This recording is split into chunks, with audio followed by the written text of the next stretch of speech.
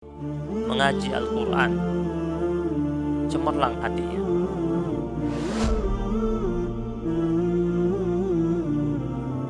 Maka dalam sebuah sabda Rasulullah sallallahu alaihi wasallam, Nabi mengabarkan kepada kita, innal quluba tasda'u kama yasda'ul hadid. Sesungguhnya hati-hati manusia itu dapat berkarat sebagaimana berkaratnya besi. Ini kita punya hati, bisa cemerlang, mengkilat, bisa redup. Dan Nabi mengilustrasikan redupnya hati itu dia berkarat. Berkarat dia. Seperti berkaratnya besi. Coba lihat besi kalau dia berkarat. Kalau tidak cepat-cepat diperbaiki, lama-lama keropos nggak? Keropos. Pagar tidak pernah diperbaiki, tidak pernah dilap, tidak pernah diservis. Lama-lama dia berkarat. Setelah berkarat dibiarkan saja, lama-lama keropos. Lama-lama roboh itu pagar. Nabi bilang hati manusia itu dapat berkarat seperti berkaratnya besi.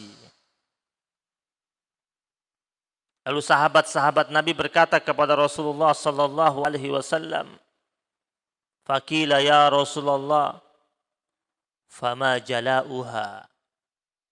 Bagaimana cara untuk kembali mengkilatkan hati tersebut biar dia tidak berkarat?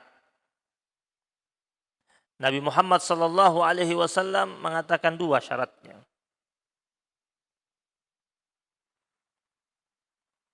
Tilawatul Quran wa zikrul maut. Banyak baca Quran, kemudian ingat akan kematian. Dua hal ini dipegang oleh hamba Allah yang beriman, maka hatinya akan kembali cemerlang. Dikatakan apa? Tilawah yang pertama. Orang sering baca Quran. Setiap saat dia baca Al-Quran, mengaji Al-Quran, cemerlang hatinya. Saya ingat dulu, sekitar kurang lebih 12 tahun ya, yang lalu. Di kampus tempat saya mengajar, ada seorang mahasiswa datang ke saya. Datang ke ruangan dosen, terus bilang, saya merasa hidup saya ini sudah hampa. Sudah tidak bernilai. Saya pingin mati aja, Pak. Dia ngomong seperti itu. Ternyata dia lagi hancur, hatinya berkeping-keping karena putus dengan pacarnya. Ya, anak muda. Goyah hatinya. Padahal ini anak pintar. Pintar anaknya, cerdas. IPK-nya bagus. Terus dia minta nasihat. Setelah saya mendengar cerita kisah tentang kehidupannya ini, saya bilang sama dia, percuma saja sepertinya kalau saat ini saya nasihati Anda. Kalau saya nasihati Anda panjang selama setengah jam atau 1 jam, biasanya mungkin saja Anda akan jawab ke saya begini, Pak, Bapak tidak merasakan yang saya rasakan. Kan suka ada orang kalau minta nasihat, udah nasihatin dikatakan, Bapak kalau ngomong enak sih nasihatin. Kan gak ngalamin seperti yang saya rasakan. Terus dia bilang, terus saya harus gimana? Saya bilang satu saya pesan Anda. Anda bisa baca Quran? Bisa. Dia bilang, bisa baca Quran. Betul. Oke. Kamu ingin hatimu tenang, nggak galau, nggak kesal, Mulai dari sekarang pulang sampai ke rumah, baca Quran 1 hari 1 juz. Kita ketemu lagi di hari yang ke-30, saya bilang. Baru kita diskusi lagi tentang masalah Anda. Baru kita bisa bicara secara enak. Saya bilang begitu. Dia bilang, hanya itu saja solusinya. Iya, itu saja. Nggak ada nasihat lain? Nggak ada. Karena banyak orang merasa bisa menasehati orang, tapi ternyata dia susah untuk menasehati dirinya dan keluarganya. Banyak itu kejadian psikolog yang suka didatangi orang, yang kalau konsultasi sama dia hitungannya per jam, bayarannya mahal, dan dianggap dia sering memberikan solusi terbaik, bahkan sampai terkenal, ternyata di rumah tangganya kacau. Ada orang datang ngadu ke dia bagaimana menyelesaikan urusannya sama anaknya. Dia bisa jelaskan itu cara-caranya dan orang itu berhasil mengikuti cara-caranya, metode-metodenya. Ternyata psikolog itu sendiri anaknya narkoba. Ada kejadian seperti itu. Akhirnya saya bilang, udah pakai Quran saja ngobatinnya, saya bilang. Pulang itu anak. Berganti hari terus. 2 minggu kemudian, saya berpapasan lagi dengan mahasiswa ini. Di musola, karena kampus itu tiap lantai ada musolanya. Pas kita sholat zuhur. Saya keluar dari musola, dia mau masuk sholat zuhur. Baru 2 minggu itu. Berpapasan dengan dia, saya lihat wajahnya tidak semurung 2 minggu yang lalu. Udah ceria dia. Ketemu saya tanya, apa kabar? Dengan senyum dia aja, alhamdulillah Pak, baik, sehat. Dia cerita dengan riangnya, tidak seperti 2 minggu yang lalu.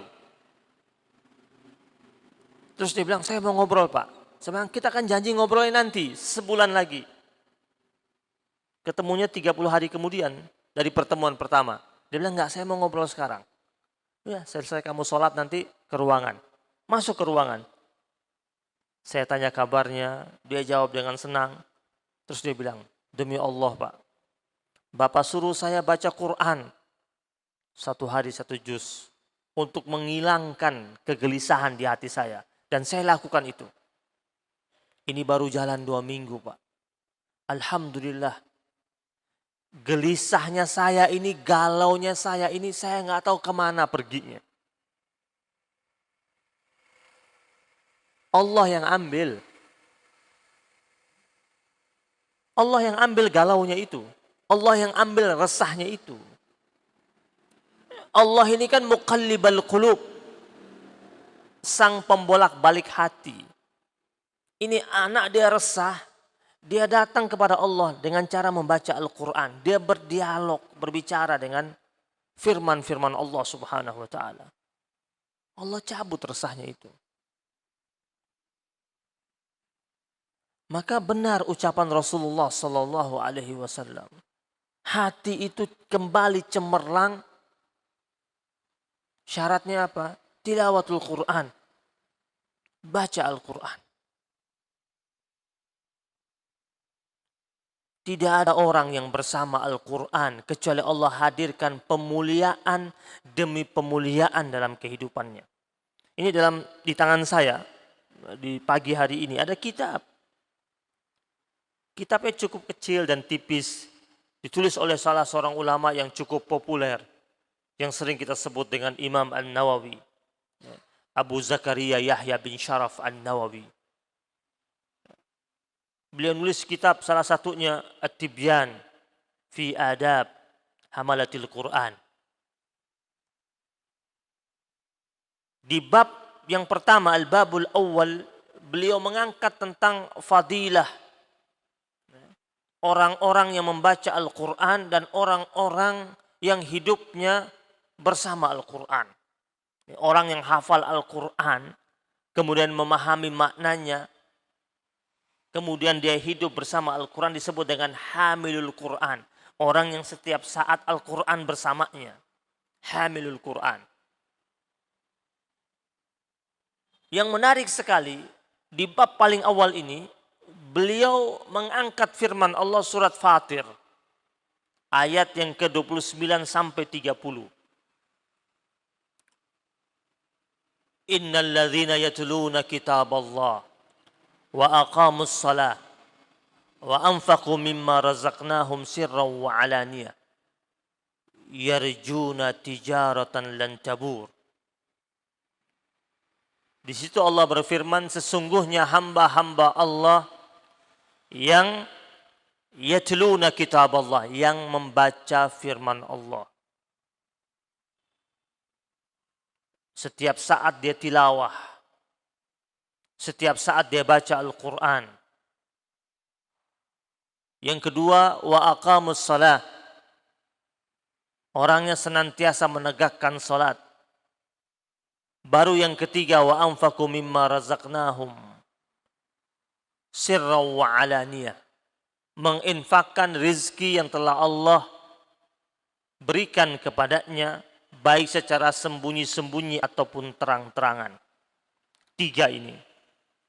Tapi yang menarik, yang pertama Allah sebut tilawatul Quran. Orang yang setiap saat baca Quran. Orang-orang ini yarjuna tijaratan lan tabur. Mereka adalah manusia-manusia yang berharap perniagaan yang tidak akan ada ruginya. Enggak ada rugi. Jadi kalau sudah siapkan waktu bersama Al-Quran, berarti kita sedang berniaga dengan perniagaan yang terbaik bersama Allah Subhanahu wa Ta'ala. Dan tak akan rugi. Kalau sama manusia kadang untung, kadang buntung. Kadang kita meraih keuntungan, kadang kita mendapatkan kerugian. Tetapi sama Allah tidak. Karena Allah mengatakan yarjuna tijaratan lan tabur. Maka kalau sudah menyiapkan waktunya bersama Al-Quran, ya fokus sama Quran. Tinggalkan yang dunia itu sementara. Coba kita renungkan baik-baik.